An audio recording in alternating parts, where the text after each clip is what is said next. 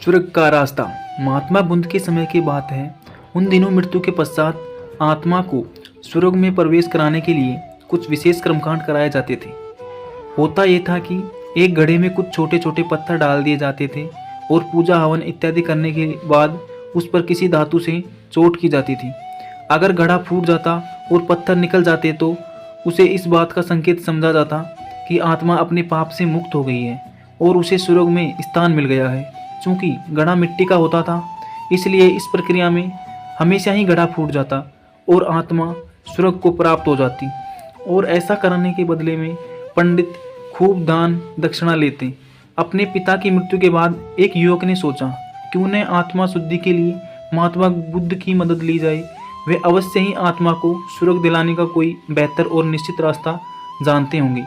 इसी सोच के साथ वे महात्मा बुद्ध के समक्ष पहुंचा और बोले, हे महात्मन, मेरे पिताजी नहीं रहे, कृपया आप मुझे कोई ऐसा उपाय बताइए कि यह सुनिश्चित हो सके उनकी आत्मा को स्वर्ग में ही स्थान मिले। बुद्ध बोले, ठीक है, जैसा मैं कहता हूँ वैसा करना। तुम उन पंडितों से 2 घड़े लेकर आना, एक में पत्थर और दूसरे में घी भर देना। दोनों घड़ों को नदी पर लेकर जाना और उन्हें इतना डुबाना कि बस उतना ऊपरी भाग ही दिखाई दे।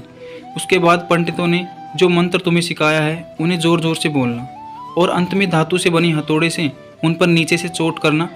और ये सब करने के बाद मुझे बताना कि क्या क्या देखा तुमने। युवक बहुत खुश था। उसे लगा कि बुद्ध द्वारा बताई गई इस प्रक्रिया से निश्चित ही उसके पिता के सब पाप कट जाएंगे और उनकी आत्मा को स्वर्ग की प्राप्ति होगी। अगले दिन युवक ने ठीक वैसा ही किया और सब करने के बाद वह बुद्ध के समक्ष उपस्थित हुआ।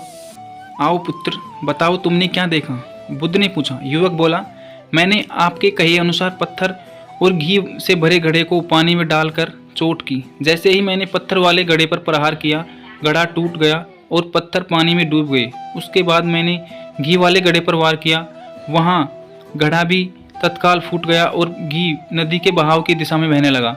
बुद्ध बोले, ठीक है, अब जाओ और उन पंडितों से कहो कि कोई ऐसी पूजा यज्ञ इत्यादि करे कि वे पत्थर पानी के ऊपर तैरने लगे और घी नदी की सतह पर जाकर बैठ जाए। युवक हैरान होते हुए बोला, आप कैसी बात कर रहे हैं?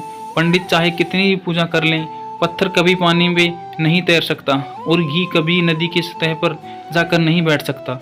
बुद्ध बोले, बिल्कुल सही है, और ठीक ऐसा ही तुम्हारे पिताजी के साथ है। उन्होंने अपने जीवन में जो भी अच्छे कर्म किए हैं वे उन्हें स्वर्ग की तरफ उठाएंगे और जो बुरे कर्म किए हैं वे उन्हें नरक की ओर खींचेंगे।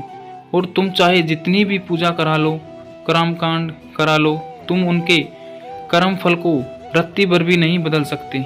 युवक बुद्ध की बात समझ चुका था कि मृत्यु के पश्चात स्वर्ग जाने का सिर्फ एक ही मार्ग है, वो है जीवन रहते हुए अच्छे कर्म करना और अच्छे फल प्राप्त करना।